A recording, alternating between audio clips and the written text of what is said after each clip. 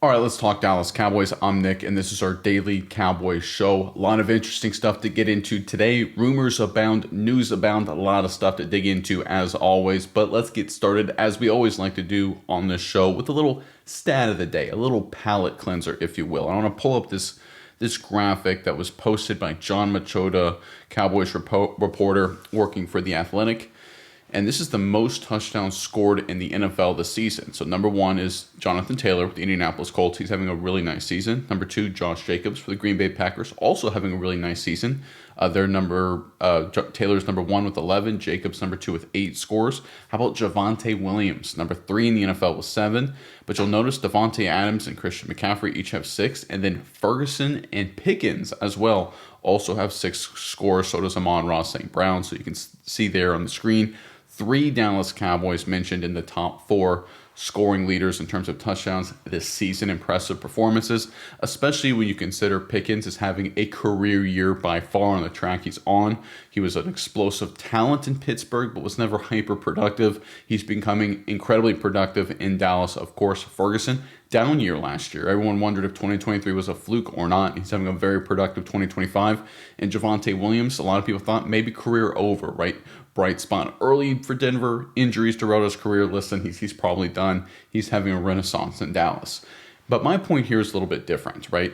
If you look at all the big name offensive staffs and all the big name coaches that were hired from an offensive background, let's look at Ben Johnson now with the Chicago Bears, for example.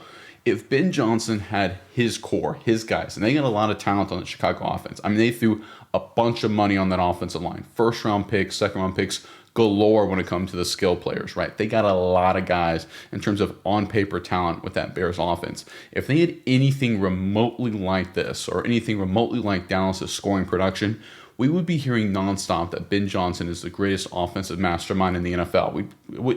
It would never be shut up, right? All you would hear over ESPN, Fox Sports, on the radio, social media all day long would be how Ben Johnson was a genius. Look what he did with the Bears. But you don't hear nearly the same attention when it comes to Schottenheimer, Clayton Adams with the Dallas Cowboys. You just don't. And I think Shawnee deserves a lot of credit here, and he just doesn't get it. No, I think he's okay with that. I think he's fine with it. You'll get credit with Prescott will come up, right? Someone will sit there and say, Dak's having an MVP kind of year, and he certainly is. But where's the credit to Shawnee, right? This isn't, Ferguson's having a good season like we talked about yesterday, but he's not exactly Jason Witten. Javonte Williams is having a really good season, but he never was Ezekiel Elliott, right, in terms of being the guy getting 1,500 rushing yards and 15 touchdowns. He wasn't that kind of player, offensive player of the year kind of guy.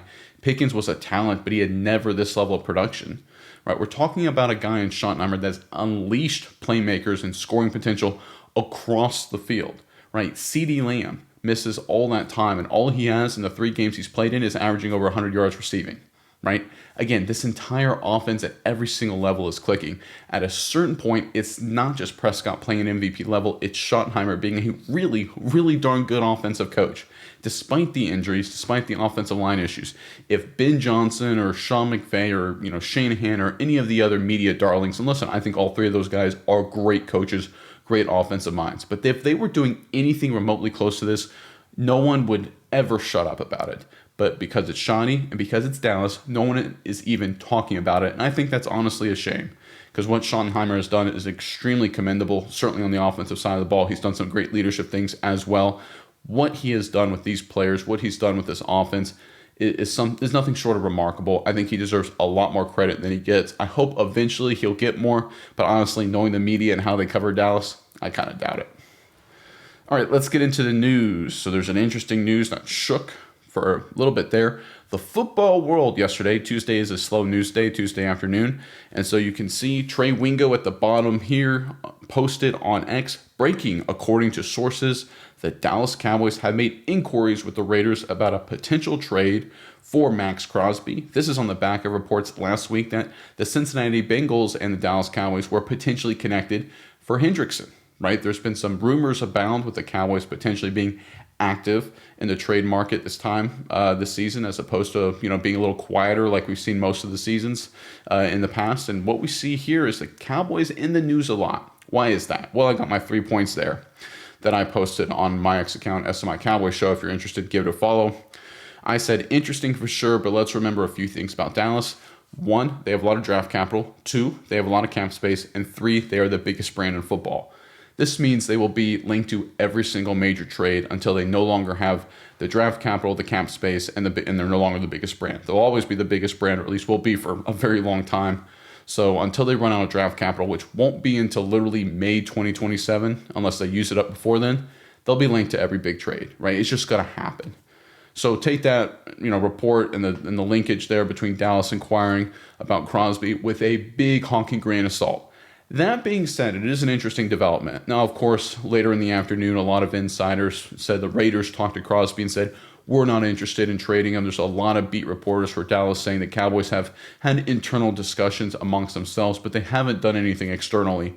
Take those two reports right there and just completely dismiss them, right? Of course, the Raiders are going to say, we have no interest in trading Maxx Crosby. They could be shipping him right now. They could be, literally putting him on a plane as I'm recording this. And their public stance would be, we have no interest in trading Maxx Crosby. That was actually the Cowboys' stance with Micah Parsons until the very last second, right? Now, I'm not saying it's the same situation. Crosby's deal is different than the Micah Parsons situation during training camp and preseason, of course. But that's the way it is with every player who's a star that could potentially be traded. The team that has him is always like, no interest in trading him whatsoever. We love him, don't want him to go anywhere up until the moment he's out the door. Now, does that mean Crosby's going to get traded? Of course not. But take the reports from these insiders that say the Raiders are saying they have no interest in trading Crosby. That's obviously false. Every player, except for maybe like your quarterback, if he's a top flight quarterback, is up for trade, depending on the price, of course. And the same thing with the Dallas Cowboys, with some of these beat reporters saying, according to sources in the Cowboys organization, they've had no external discussions. Of course they've had external discussions. For goodness sakes, the owners are all in New York for a mid-year league meeting. I guarantee you a lot of these owners are having, it doesn't have to be like serious discussions, but there can be a lot of discussions like, hey, what's the deal with Crosby? Like, you guys even interested? Or hey, let's set up a meeting to talk about potential trade stuff. I guarantee you that happens. It's how it works with these GMs, these owners all the time. It's how it works with every successful millionaire, billionaire person, right? Businessman, right? They always set up these meetings and discussions just to see where things go. 99 times out of 100, nothing happens. But I guarantee you discussions happen. They happen all the time.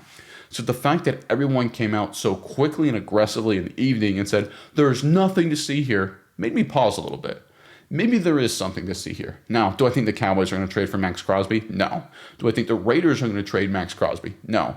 But it's very interesting when you consider the source. Trey Wingo, obviously longtime ESPN employee, connected to NFL Live. He's got a lot of connections. He's got a Rolodex. He's not tied to a specific team, where his sources internal to the team, kind of, I don't want to say do the team's bidding, but, relying on what the team spits out. He doesn't need that for a specific team. He's also not tied to ESPN or Fox Sports or anything like that. So he's not tied to whatever the big corporate, leadership is wanting out of the reporters, like Schefter, Pelissero, all those guys, Rappaport. Those are great guys, not taking anything away from them, but they're tied at the hip to what the big executives want at the company, the same way beat reporters are tied and constrained to what the team itself is putting out there in the public domain. Because the team could, let's say, if it doesn't like a beat reporter, could just kick him off the beat and say, listen, you can't be in the locker room. You can't be, on the sideline, right? So there are those kind of constraints that exist in that world. We all have to understand that.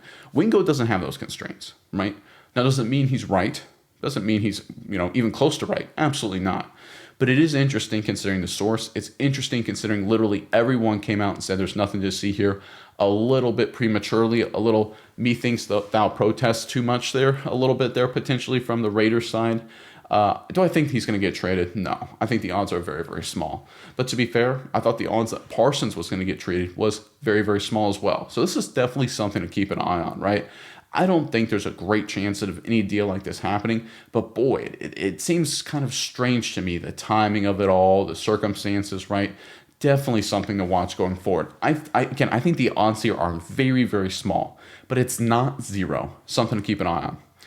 And while we're talking about the situation, let's get into the numbers of what this hypothetically would look like. The guys over at Spot Track, which is a great website, great X account to follow, all kinds of salary cap information, all kinds of data. Highly recommend it. I love them for all the information they put out.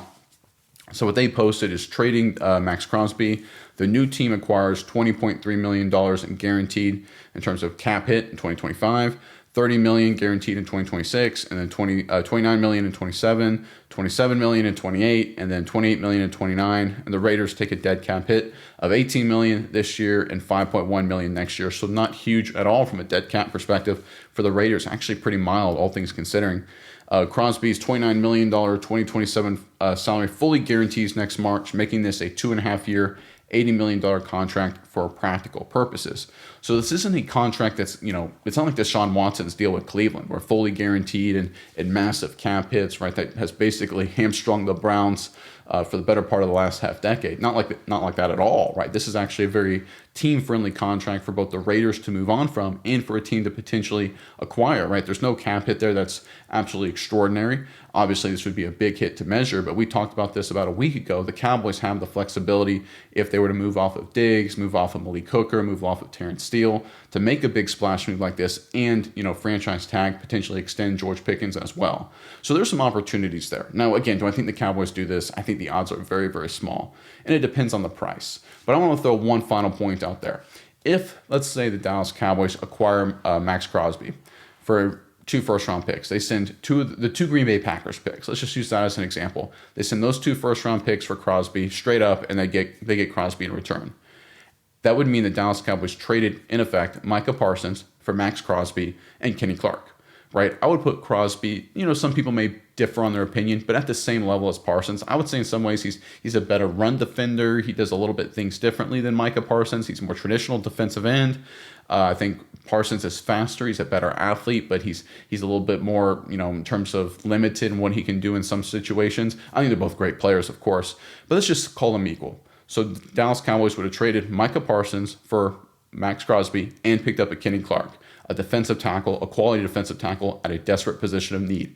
If the Cowboys do that, again, Parsons for essentially Kenny Clark and Maxx Crosby, Jerry Jones, as a general manager, would have made one of the smartest trades in the past 3 decades in the NFL, right? He took a player that's worth a certain value, got the same value back at that same position, plus solved a major position of need. Remember, defensive tackle in Dallas was a critical error in terms of not having anybody with any sort of serious talent opposite of Oso Digizua going into the season. So he would have solved that and also maintained a great edge player. Now, again, I don't think the deal happens, but if it does, and it does like that, every single person, I think we can all agree, right? Now's your chance to get out in the open.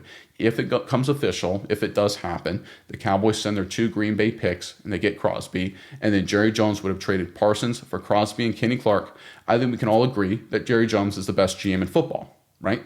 And I think everyone that's been critical of Jerry Jones, you now would come out and say, yeah, he crushed it. Phenomenal. He's way smarter than I ever thought. I think, everyone in the comment section that I've seen have been very critical of Jerry Jones. I want to hear from you guys now. If that happens, I don't think it will, but just thought experiment this with me. Would you all agree that would have been probably the best move any GM has made in recent memory, right? By far, I think. I can't think of anything remotely close. So if you look at that situation, would you come out and then say, Jerry Jones is a great GM, I was wrong, right? I'm curious. I understand that move hasn't happened yet. It's got a very, very low probability of happening, but it is something to think about. If this gets pulled off, if this does happen, and it does happen like that, I think Jerry Jones just proved himself to be executive of the year. And all the criticism of Jerry Jones as a general manager and all the flaws and all the mistakes and all the media barbs, he would have proven himself to be smarter than anyone. Now, again, I think it's not going to happen, right? The odds are so small, but it is a fun thought experiment. And it is important to keep things in mind, whether you don't like certain trades or don't like certain deals. And some people really hated the Parsons trade. Some people really loved it. Some people really hate Jerry Jones. Some people really, really hate Jerry Jones. But if he were to pull off that or pull off something similar to that, I think we can all agree that he would have outsmarted everyone. Howie Roseman, Brett Veach, all the big name GMs, these really smart executives, they would have been proven lesser than Jerry Jones. We can all agree, if that happens. I get it, small chance. But if it does, I think we all agree that Jerry Jones would be, at that point, the best general manager in football. All right, let's get into some more news here. This is a post courtesy of Brandon Lohr on X. He wrote, Cowboys rookie linebacker Shemar James got to Jane Daniels in 2.28 seconds. That's the 3rd fastest recorded sack of the season per Next Gen Stats. Dallas could use more of that. Again, I talked about this a few days ago. Shemar James, playmaker, speed, athleticism. little DeMarvion Overshown, right? Kind of fast playmaking ability here, right? He's not, he's not a Brady James, who obviously was a pretty good athlete, but, more physical presence, I thought. He's not Leighton Vander Esch, obviously was a pretty thick, strong, powerful dude. Even Sean Lee was bigger than Shemar James, a prior great number 50, of course. But we're going to see when Overshown returns to the fold, this is going to be one of the faster, assuming he's 100% healthy and good to go in a few weeks, which all indications are that he will be. This is going to be a fast, athletic linebacking core for a very long time, though Maris Leofau in that mix as well. Now, obviously, some deficiencies in size and strength in some regards potentially, but you talk about a group of playmakers, you talk about a group of guys that can just absolutely go sideline to sideline, horizontally, vertically, and just blow up an offense for the next half decade. Overshown, Shemar James, Leofau. I mean, speed, speed, speed. And we've seen the NFL, right, in terms of what the Dallas Cowboys have used in prior years, try to go to more speed. We saw Quinn do this, right? I talk about this all the time. The one-trick pony of being this hyper-fast team, hyper-aggressive, downhill team centered around Micah Parsons. And at the linebacker position, what did Quinn famously do, right? He put a safety at linebacker. He said, listen, we're going to be really small, we're going to be really undersized, but we're going to be really fast. To me, the great irony would be, and that failed miserably, that strategy in 2023 was a disaster. They won a lot of games in terms of beating bad teams, but against the good teams, it failed. And in the postseason, it obviously failed. But to me, the irony would be is if the Cowboys under Eberflus could sort of recreate a model of that at the linebacker position with actual linebackers that are bigger and stronger than obviously a safety at linebacker, which Shemar James obviously is, which Overshown obviously is. Again, long way to go. Shemar James, young player, have to see what happens when Overshown gets back. But the speed and athleticism the Cowboys have at that position is going to become a weapon. I really believe that for this defense for many years to come. Sideline to sideline, the ability to cover, blitz. A lot of teams are forced to, when teams go 3-4 wide receivers, have to make a choice. Do we stop the run, bring in an extra DB, or do we give up some of the passing concepts by forcing our linebackers to do more coverage things and keep our linebackers on the field to stop the run? The Cowboys, I think with Shemar James, with Leofau, with Overshown, they're going to be in a great position where, listen, they're good no matter what. They'll throw out their 2 linebackers or 3 linebackers, depending on the personnel the offense comes out with, and they're going to be good in coverage, they're going to be good in pass rush, they're going to be okay in stopping the run. And I think that'll give them a big advantage going forward into the future. All right, let's get into this next report, courtesy of John Machota. Cowboys owner Jerry Jones on 105 through the Fan on the job Brian Schottenheimer did to get the team ready for Washington. To me, last week was about as good a coaching job as I've been around since I don't know when. Yeah, it's interesting that he said this and the response. I think this speaks to the power he has for the defense. The offense has been good, and they're going to get players back. They're going to be explosive. He did a great job integrating CeeDee Lamb. I mean, Turpin had one play. There wasn't a lot on Turpin's plate, but he was still active in the offense.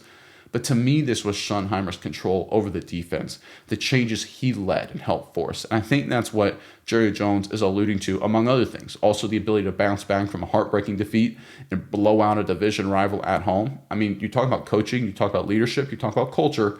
This is exactly what you're talking about here from Schottenheimer. And I talked about it during the stat of the day. If Ben Johnson was doing this for Chicago, and I'm picking on Ben Johnson just because he was the media darling during the coaching cycle, the hiring cycle back last January. If Ben Johnson was doing this, it would be nonstop praise all over the media all the time. And I understand the Bears have a better record, and I get all that. The Bears beat Dallas, and that's fair. But I'm just saying from a coaching perspective, from an offensive production perspective, from a culture perspective, if any of the other top flight coaches, the young guys that became new coaches last cycle or even the cycle before, if they were doing what Schottenheimer has done with this offense at this point in time and with this team, despite their many, many flaws, and they've got a bunch of them with all the injuries they've had, people would be shouting from the rooftops that this is a phenomenal coach and a great coach and a wonderful hire that the Dallas Cowboys made, right? And that's just not happening.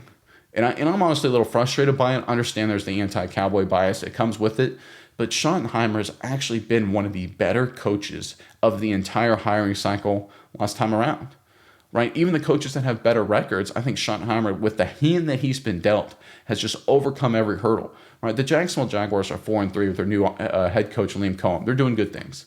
But listen, the Jacksonville Jaguars didn't trade their best player right before, the way Dallas traded Micah Parsons right before the season. Right, the Jacksonville Jaguars haven't dealt with a massive amount of injuries across the football, on offense especially, and on defense as well. Right, you look at other teams. You look at even Ben Johnson, nowhere near the level of injuries, nowhere near the level of volatility. I mean, they didn't trade their best player right before the season.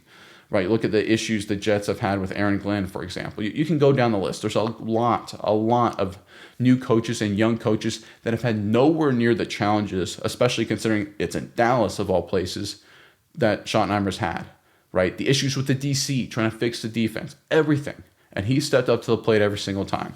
He deserves a lot more credit, and I think Jerry Jones publicly giving some is a great start, right? I know a lot of people don't like Jerry Jones when he goes public with things like this, but I really think it's important for him to come out and say this, because Shawnee right now is one of the more underrated coaches in football. Everyone, when it comes to Dallas, they'll talk about really two things, right? Really three things. How bad the defense is, how great Brandon Aubrey is, and how great Dak Prescott is. We need to start talking about how good of a coach Schottenheimer is. Now, I'm not saying he's a great coach, and he's 500 through 7 games, so I understand there's a little pump the brakes action there. But considering all of the issues that happened at the end of the preseason, right? And again, this team wasn't considered remotely close to a Super Bowl team by pretty much everybody, myself included, coming into the year. So it wasn't like there were high expectations. Not at all, right? A lot of people are like, yeah, maybe wild card team, right? That's the way a lot of people were thinking. I had them, between 7 and 10 wins before the Micah Parsons trade coming into the season. That was just my prediction. A lot of people felt very similar. And yet, despite trading Micah Parsons, a numerous amount of injuries, all the challenges they had to overcome, defensive coordinator issues, Schottenheimer has done a really good job. It's proven to be a really nice hire. And I agree with Jerry Jones here 100%. He's done an outstanding job. All right, this next report is courtesy of Ian Rappaport.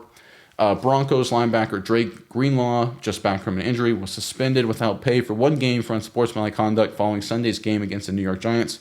From the NFL, after the conclusion of the Giants-Broncos game, Greenlaw chased after referee Brett Allen and verbally threatened him as he tried to leave the field. This affects Dallas because obviously Greenlaw is on the Broncos defense. It's playing Dallas this upcoming Sunday. The NFL the suspension was appealed by Greenlaw, and the NFL withheld the ban, the suspension. So Greenlaw will be out 1 game for the Denver Broncos, right? And the only reason I bring this up, because if you've seen the video of what happened, it's on the last play of the game, right? The Broncos kicked the game-winning field goal. It's a wild, crazy game. The Broncos rush the field. They're all excited. If you watch the video and watch the film, a referee actually shoves a Broncos defender or Broncos player. And Greenlaw takes exception to that, and he runs after the referee and yells and screams at him, and that results in his suspension. Now, you can make an argument that Greenlaw, went a little too far, right? I don't know exactly what was said. Maybe it was over the line. Maybe it deserved a suspension. I don't know. But we got to start talking about how these referees here and how they handle these situations where they think they're above the game. And we've seen this happen with officials in general. Right? We see flag-happy games. We see officials that want to take over the games. We see officials that, make weird calls and weird decisions, slow down the flow of the game and things like that, right? It happens all the time. And I think one of the things when it comes to the officials, for the most part, I think they're pretty bad. There's some good ones, right? Nathan Jones, former Cowboy. You talk about a great moment Monday night. Seattle-Houston. That was a great story, great headline there in terms of what he did as an official, protecting some players there. Good job from Nathan Jones, former Cowboy. But when you look at the officials in general, there is an element of, I'm above the game, right? And this is the way it's always been for the most part. But I do think the NFL has a problem because of how much gambling and how much attention there is on this all of the time, that right now the NFL is going to have a credibility issue that's just rapidly going to get worse when it comes to the officiating. And I wouldn't be surprised if some lawsuits eventually come down, right? In terms of players or teams against the National Football League, or maybe even, you have individual people, maybe class actions. If a call goes the wrong way and there's a lot of money bet on one side, something like that, I wouldn't be surprised at all. Because when you see things like this, now I understand letter of the law, did Greenlaw do something that deserves suspension? Maybe. But when you watch the video and you see Greenlaw's on the field celebrating with his teammates, a referee shoves one of his teammates and then he yells at the referee and runs after him for ostensibly shoving one of his teammates. I mean, listen, if you and I were walking down the street with our friends and some guy just shoved your friend, you'd yell at him and maybe run after him. Now, if it crossed the line, if you threatened him or something like that, that would be one thing. And we don't know exactly what's happened. Maybe Greenlaw said horrible, terrible things and deserves to get suspended. I don't know. But I think optically, looking at this from the NFL perspective, and this has been a problem with officiating for a long time, it looks like there's a lot of refs that try and elevate themselves above the game. And it's becoming a big problem, even more so than it's been in recent years. There's always been, 50-50 calls and poorly officiated games. It's just the way it works in team sports and major sports in general.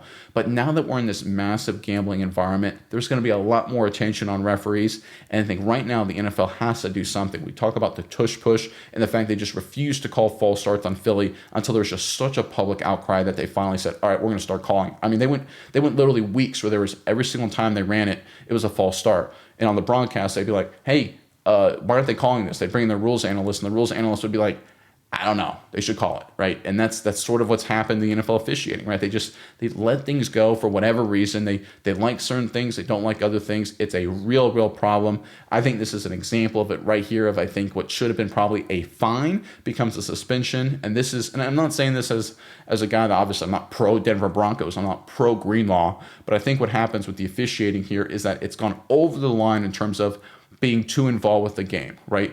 What's the old, I think Jerry Glanville has a mic'd up moment, I think one time where he's like, hey, you over officious jerk, right? I think there's a lot of referees, there's a lot of officials that are becoming extremely over officious. And the NFL, I think, would do well to stamp down on it. All right, this next report is courtesy of Tommy Yerish over at DallasCowboys.com talking about Trevon Diggs. The report goes, last Friday, Brian Schottenheimer started his press conference by announcing that Trevon Diggs would be out for Sunday's game against the Commanders after suffering a concussion in an accident at his home.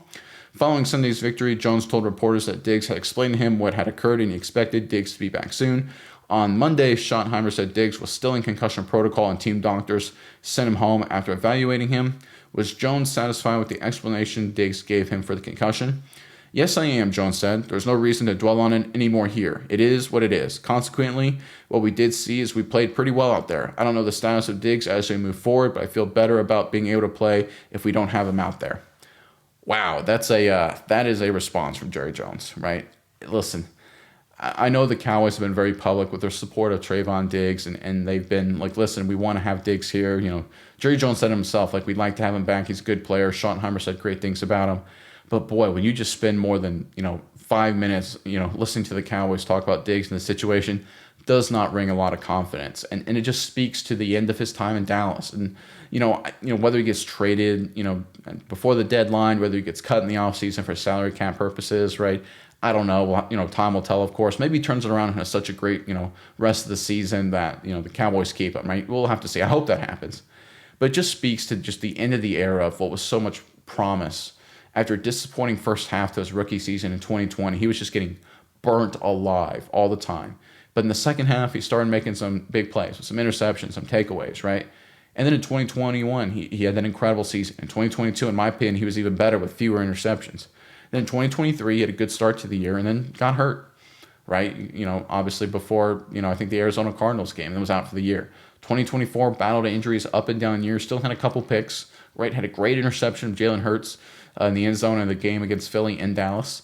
So, I mean, he was not a great player in 2024, far from it, but there were flashes. There were moments where it's like, hey, he could become that player again, right? He's battling injuries. It's a volatile year. He's not there yet, but he can become that player. 2025, right? Obviously dealing some injuries, slow start to the season. It just hasn't been there yet, right? It hasn't, locker room issues, upset with the Parsons drama, a lot of things going on with Diggs. The injury, of course, plays probably a bigger role than people realize, at least I realize, in terms of coming back to the fold. I don't know what's going on with him in terms of physically, his limitations, if he's at 80, 90%, I have no idea. But it does feel like how great things looked from basically November 2020 all the way through January 2023 with Trevon Diggs. And it's like, this is an all-pro. This is a star for many years to come. And now we're fast-forwarding less than 2 years from that point, or a little bit more than 2 years from that point, I should say. And now we're looking around like, he's going to go. And that's disappointing, right? Because the promise of something special there at corner, the best corner, maybe since Deion Sanders, right? Certainly the best corner since Terrence Newman, at least maybe even better than Newman, right? Newman was a good player, of course, in his own right. It's one of those things. It's disappointing to see. And listen, I hope he turns it around. I'm rooting for Trevon Diggs. I think everybody is. Jerry Jones, Schottenheimer, the entire locker room. I think all Cowboys fans are. But man, it just feels like it's the end, doesn't it? It just has that feeling, which is disappointing. All right, this final report here, when I want to talk about something that I think is pretty important. So this was what's been shared a lot on social media was an interview or podcast thing with Colin Cowherd, of course, the big sports personality, Fox Sports One host, has had a big show forever, one of the more loud and well-known voices in sports. Some perspective for those who care what the media has to say about football. Colin Cowherd today, Green Bay is very bad on third down, so they can't extend drives. Green Bay currently ranks number 1 in third down conversion rate at 49.3%. So obviously everyone on social media said, oh my goodness, this is the problem with big media, with Colin Cowherd and other people like that, right, of that ilk, where they don't really know the game. I mean, listen, he's saying Green Bay is very bad on third down, and they're actually the best. What the heck does he know? And obviously Colin Cowherd saying they're very bad on third down when they're number 1 in conversion rate. Very bad seems probably a little hyperbolic, to put it mildly, maybe potentially flat out false. But I think there is a point here, and there's a difference between being just a total stat head nerd and watching the game and getting a little how it really feels, right? We've all seen drives, right? Dallas has had drives like this all the time, where you start the drive off, you get the ball at your own 20, you get a 3rd and 3, from your own 27, you convert, right? 4 or 5 plays later, you got a 3rd and 7 at midfield, edge of field goal range, incomplete pass, you punt, right? So you were 1 for 2 on third down that drive, 50%, no points. Right, let's say later on in the game, you got another drive. Similar situation. You get a 1 third down, you convert. You get another third down later in the drive, you convert. You march all the way down to the red zone, right? You get a 1st and goal at the 6. You run the ball twice, don't get a yard, 3rd and goal, you try and throw up a fade, incomplete pass. Settle for a field goal. You were 2 for 3 on that drive. 66.7%, rounding up, right? Third down. That would be, again, a great number, great conversion ratio. But if you look at, in terms of the actual production offensively, how it felt, how it perceived, maybe not great on third down. And I think this is what Colin Cowherd is referring to here, or at least that's what I'm assuming he's referring to here. And there is a difference between just pulling out stats just to sit there and see something is good, somebody is good. And I made this point a bunch of times. Stats, numbers, analytics, what they are is they are the test element of the scientific method, right? Just to refresh everybody, the scientific method is you observe something, you form a hypothesis off of it, and then you test it, look at the results, and then further test, modify your hypothesis, cancel your hypothesis, whatever it may be, right? That's how it works with the scientific method. What Colin Cowherd did here is said, listen, he just did the observation hypothesis. He said, I've watched Green Bay. I don't think they're very good on third down. Now, the next step would be to test that and say, well, their numbers are actually really good on third down. So then what should happen is you reform the hypothesis and say, well, maybe they're not good in red zone third down, or maybe they're not good in 3rd and long or 3rd and short, whatever. You go from there. You modify the hypothesis. But notice no one's doing that in terms of the criticism of Cowherd. No one's sitting there saying, no, you need to take a deeper look. You need to look at how they're doing on third down in the red zone. Or, you need to look on the fact they're really good on third down, but they have a lot of 3 and outs. So it's one of those things where they get, their numbers look good, but they get a lot of dead possessions that feel worse when you watch the games, right? But there is none of that, right? It's just Colin Cowherd is an idiot. And maybe he is in this case. Maybe he is in a lot of cases, right? I'll let you guys have your own opinion on Colin Cowherd. But the reality is you've got to follow that model. I harp on it all the time.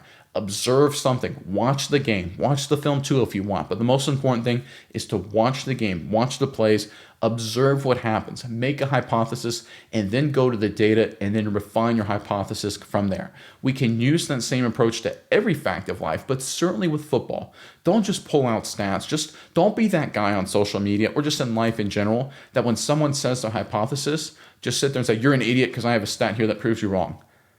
Guys, you don't win games with stats. I had coaches all the time that said stats are for losers and liars. Like, if we play well as an offense, we're going to have great stats, right? Don't worry about the rushing yards, the passing yards, third down, red zone. He said, if we play well, if we do our jobs, the stats will follow. He said, when people in the media or people start talking about statistics or things like that, he says, ignore it. It's for losers and liars. Focus on winning and playing well. And I honestly believe, that was my offensive coordinator at the time, that he's 100% correct.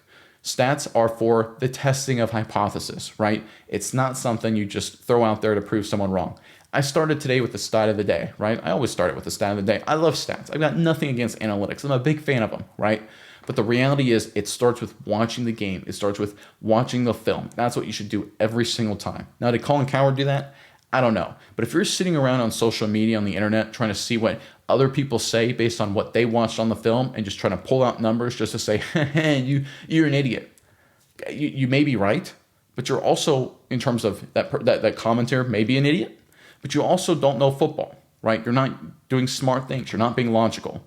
And I encourage a lot of people to always be logical, always take smart approaches, because that's just a better recipe for being a better fan, a more well-informed fan, and honestly, a better person as well. Plus, you live a happier life, right? If you spend all day around social media just trying to, fact check people like this person was, a lot of people were doing, is that a path to happiness and success? I mean, is this person waking up today like, yeah, look at this, I got 100,000 views on X, criticizing Colin Cowherd. He's got, a beautiful house, makes millions of dollars, wife and kids, beautiful car, lives in sunny Los Angeles, the nice part of Los Angeles. Look at me though, right? Again, it's important to understand what your goal is. What are you trying to accomplish? And I think right here, sometimes with stats, when we do this little fact-checking dance, there's nothing wrong with fact-checking either. Fact-check me if I get something wrong. I encourage it. But let's not go around and try and nitpick things and sit there and just look at what people say and find a flaw with what they're saying. Let's watch the games. Let's hear what people say, evaluate hypotheses, and then test with the data and then reevaluate as needed, right? In other words, guys, let's be smart. All right, let's get into the comment section and see how smart you guys are. And I say all this, most of this isn't really directed at you guys, because I know most of the people that comment, when I read the comment section, you crush it. I mean, honestly, like I alluded to a few other times with some of the stuff I've gotten incorrect, a lot of you guys are smarter than I am. So definitely not directed at a lot of you guys. It's just something I see because I have to do a lot of social media research for the show, is how much social media, and maybe it isn't this way in real life, but I feel like maybe sometimes it is, where it's just a lot of people just like working around the internet just to try and find someone say something that's like famous, like Cowherd in this case, in the world of sports, and try and say, no, that's wrong. Like, come on, dude. Like follow a smart process, follow a smart method, and try and live life, not being that person, not being that guy. It just seems like a really disappointing way to live. But anyway, let's get into the comments. We get started, as always, with the member comments. Love the members. That's why I will get to every single member comment every single day. That is my promise, and I will do them first. Non-member comments is based on time permitting. Without further ado, Junior CR4LW commented, definitely not advocating for injuries, but I believe the CD injury might have been a blessing. And as far as the Dak Pickens chemistry is concerned, yeah, definitely certainly allow that to blossom some. But give credit once again to Schotty, right? And obviously Prescott deserves credit too, but give a lot of credit to Schotty, what he did when the injuries happened. Again, credit, he's not getting in the media. He's not getting it in terms of a lot of attention with what he's done with the injuries. He should get it in terms of how he worked with Prescott and Pickens and unleashed them in the absence of CeeDee Lamb and Kevontae Turpin and the O-line injuries. David Dobbins, 5887, writes, Ferg getting a record 50 catches and 6 touchdowns. Unfortunately, he's got 6 yak. Leg injuries take a full year after recovery, so tap the brakes on Overshown. I will say, though, one of the very few players to break that rule is Overshown after his last major leg injury. Yeah, it's a great point, right? I mean, people were talking about the injury. He tore his ACL, obviously his rookie year. And listen, if you have to wait a full year after the recovery, then we wouldn't have seen it last year. We wouldn't have seen Overshown play great last year. And he played great week 1, right? I mean, he wasn't perfect last year, but he was a playmaker for sure against Cleveland very first time he stepped on the football field. So maybe he can break the mold once again. Mingo and Flo on the roster, Tolbert, Trader cut along with Sanborn and Diggs. It sure would be nice to unstash Bad Maffa and see what we see. Like, comment, subscribe, hype. Thank you very much. I appreciate it. Edit, wanted to add that I'm not as excited about the defense post-Washington as many are due to their wide receiver quality. I was impressed with the line that suddenly remembered Pad Slow and the professional defensive players collectively remembered Pee Wee football and started tackling. That's funny. That plus the returning players and Flus finally playing youth and talent over experience are causes for optimism. Yeah, I mean, it's one of those things. This is still not a good defense. I said this a lot. It's still not like they played well, but they're not an elite. Far from it. They have a lot of injuries. They have a lot of young guys and a lot of cast-offs. They're still incredibly talent deficient in a brand new scheme, playing a lot of young guys, but they played better. And I think that's something to focus on, right? Build off of that, right? There's going to be a lot more bad performances. There's going to be a lot of rough days in front for the Cowboys defense, for sure. But they did play better, and that's a good thing. Dallas Birch 665 comments, this team is such a roller coaster. I'm excited to see Overshown back in the mix. Great video. Yeah, I mean, I've talked about this before. I'm selfish because I want to see Overshown play football. He is an absolute treat to watch. He's one of these players that there's some good players that aren't really, the most entertaining to watch, right? Terrence Newman, I mentioned it before, really good corner for a long time. Not the most entertaining guy in the world to watch, right? You look at Overshown linebacker, though, he's good and really entertaining. I'm excited to see him back into the fold. Chris Oldham writes, DT review from the Redskins game. Player rotation was virtually non-existent. Flus mixed up the pairings all game, which trashed any tendency analysis. Thomas at 1 technique with Mozzie at 3 technique, and it worked. Situational personnel versus serious rotation and or number of consecutive snaps. Credit to Flus and something to watch for going forward. Veterans that should be gone next year: Tolbert, Schoonmaker, Steele, Sanders, Fowler, Williams, Sanborn, Hooker, Wilson, Diggs. The replacements are already on the roster. Some hurt now. Rookies need the offseason peanut butter to get their man bods, experience, etc. The future definitely looks bright. Today looks a little bleak.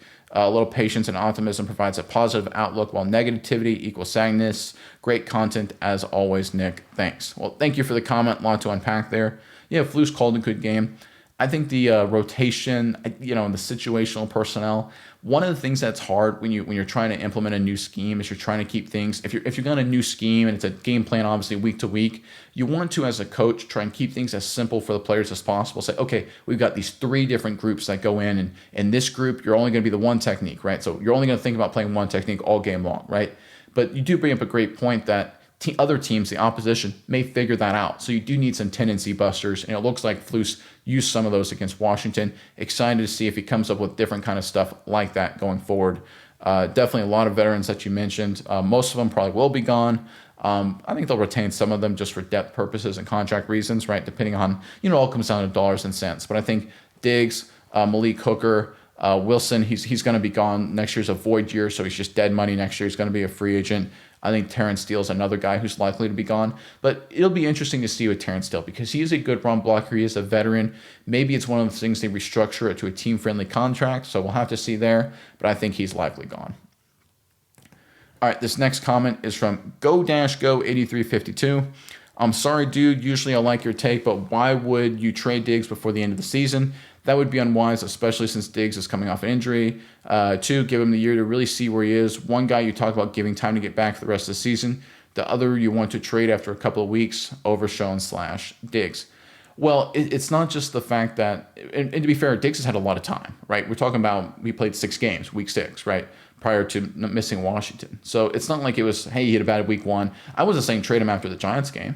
I wasn't saying trade him after the Bears game. Right? I was saying he's playing bad, but I wasn't saying trade him. Now that we have 6 games, right? We're talking a month and a half at this point since he came back from injury, started against Philadelphia, right? And he's played below his contract. And it's a numbers game, first and foremost. Again, Overshown, if he was getting paid top of the market money or close to top of the market money for linebacker, I have a different opinion of Overshown. But it comes to performance versus how much you pay. And that is the biggest problem with Diggs. And that is the difference there. Overshown Lover 7264. I tell you what, I can tell you're going to be very unbiased about a certain Cowboys linebacker.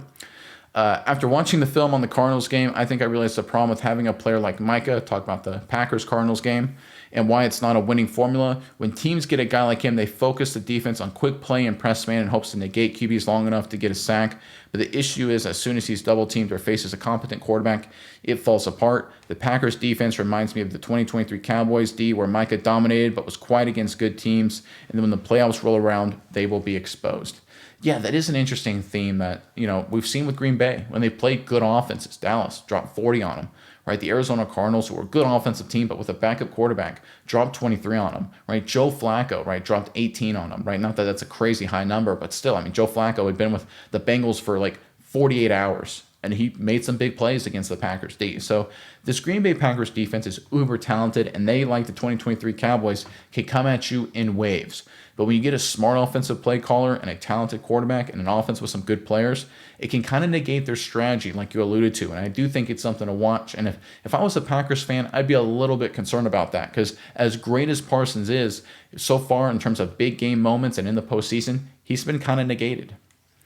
Mr. Mojo 21 writes, so maybe Agent Zero comes back after the bye week. All reporting indicates that as of this time, but obviously what he does in practice will be the big tell there. Anchors Away 9893 writes, Fergie is a good tight end, but I will say the Cowboys offense is a matchup nightmare. Pickens and CD are already next to impossible to contain, but if you lapse and let Turpin get free, it's a house call. Who knows with Flournoy, Tolbert, and Mingo, who also look to be solid. Fergie should be able to continue to exploit that. If we can just get marginally better on defense, it will put us in the playoffs. Marist brings the hat jack. He will light someone up. I think we're all looking forward to Overshown getting back. Murray is a very talented player. Now, if he can improve his play and execute, he would be a very good linebacker. Yeah, talking about Ferguson, I do think you bring up a great point that it is sort of an embarrassment of riches, because if you look at the way teams play, obviously with Lamb and Pickens and the threat of Turpin plus the running game, right, it's one of those things where Ferguson is sort of like the afterthought. But at the same time, you also have to consider, because of Lamb and Pickens, there's going to be a lot of soft cell coverages where people roll safeties down into the box to try and stop the run at times. So what does that mean for Ferguson? It means a lot of short throws with zone coverage where everyone's going to rally to him and tackle him immediately. So he may get a lot of catches for 6-7 yards, right?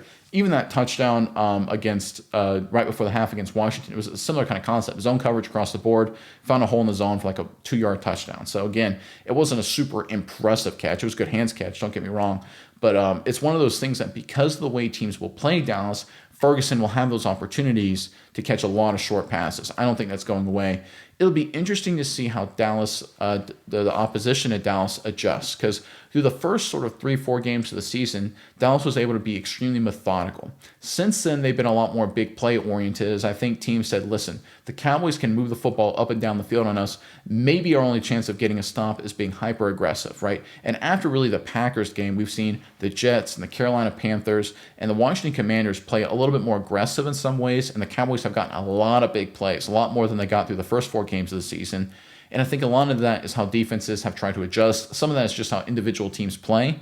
I think the interesting thing will be Cowboys going forward, how defenses try and pick their poison, right? Do they sit there and say, listen, if we give up big plays to Lamb and Pickens, is what it is, right? But we can't let them run the ball on us. We can't let them, dink and dunk down the field and just kill the clock and just totally execute all over us. So it'll be interesting to see what defenses do against Dallas going forward. But Ferguson will play a big role. And listen, I understand his yards after catch has been non-existent, but he's been playing well, and credit is due where credit is due. All right, let's get into our next batch of comments. This is from Roy5515. First of all, kudos for putting out quality content every day. I mean, not just sweeping bravado, but meaningful analysis. I love the part of adding Overshown, meaning one more stop. I'm tired of polarizing opinions on one game up or down. Keep up the good job. Thanks, I appreciate that. It's one of those things when I played, college football, small time, I was a backup. So I always throw that out there so that way I make sure people understand I'm not trying to brag or anything like that, not even remotely close. But it's one of those things in that environment, as a player, you literally take it one game at a time because you're forced to, based on your schedule with practices and meetings and lifts and all that kind of stuff and film and all that kind of thing. So you can never, as a player, get too high off a win and never get too low after a loss, because you got to get back to work like the next day. And I think sometimes outside, in the media landscape or anyone being a fan following certain teams, you really get crazy high after one game and crazy low after another, where the players and coaches are kind of somewhere in between. And I think that's important to understand. Each game is a key game and really important, obviously, but it's also one isolated incident. You always look for a trend, right? That's why I like giving Shotty some praise, because if you look at the trend offensively with what he's done, it's really, really good. Defensively, they've had 2 good games out of the last 3, but the one in between against Carolina was a total dud. So it's one of those things where, okay, is there a trend yet? We'll have to see over the next coming month. If they continue to play better, then I will say the defensive trend is good, but obviously we'll have to see. Jock Alone writes, aha, SMI certainly goes with the Citadel. Glad you caught that. Most people don't. It's sort of a random thing out there. It's one of those if you know kind of things. I also agree with the commenter who said this offense reminds him of the Staubach/Danny White teams, especially if you get Jaden Blue going. Williams is thumping, Newhouse having the thumper role back then. Lamb and Pickens will definitely overtake Pearson and Hill if they stay together. I hope I'm wrong on Ferguson's contract, but it will be a while before he gets the nod over my guys, Billy Joe Dupree and Witten. Finally, if not for free agency, the offensive line would have a chance to be legendary. I will say up front, this is sort of an element to the offensive line people I don't think talk about enough. Obviously, Tyler Smith is a star. He's going to be there for a while. Guyton's far from perfect, but he's getting better. Cooper Beebe, when healthy, is a stud. Booker looks really good as a right guard. Obviously, Terrence Steele, long-term questions of whether it's worth on his contract. But this offensive line is young, right? They are young and talented. It feels very 2014, 2016-ish. Now, obviously, those offensive line groups, Smith, Frederick, Martin, of course, they were better. I think that's fair to say, right? I'm not, criticizing anyone on the Cowboys offensive line now, but those guys were just, first team All Pros, first ballot Hall of Famers. So I think that group was better, but it's got a similar vibe where it's sort of, like they say in soccer, sometimes a golden generation where everyone comes up together, right? That's sort of what this offensive line is now, from Guyton to Smith to Booker, right, to BB, even guys like Bass and Hoffman, the depth guys, the young guys. They've all kind of Nathan Thomas as a backup tackle, maybe future starting right tackle. Even Terrence Steele, right? He's a vet, but he's only been around since 2020. It's not like he's 35 years old or anything. This is a young group that's kind of figured it out together, and it makes me very excited about the future. All right, and finally, Kevin Wesley writes, has anyone ever told you that you sound like Owen Wilson? Great channel, by the way. Owen Wilson, huh? Wow. It's my Owen Wilson impression. All right, pretty good. We'll end on that, guys. That's pretty embarrassing. I probably just lost every single one of my subscribers with that disastrous Wilson impression, who, by the way, early 2000s, you're talking about a period of comedy for the ages. I mean, Will Ferrell, Owen Wilson, Vince Vaughn. I mean, that was just peak stuff for a while. That was awesome. All right, but obviously, interesting news, some spicy stuff with the trade things. The Diggs drama still is an undercurrent there. Have to see what happens. Great to see some of these guys, BB, Revel, Overshown back at practice. Definitely something to keep an eye on, of course, as the Cowboys prepare for this upcoming Sunday matchup against the Denver Broncos. There's going to be a lot of stuff to talk about as we get closer, and I'll be there every morning like I am every morning. So until then, I'm Nick, and this is Saturday Morning Inspection.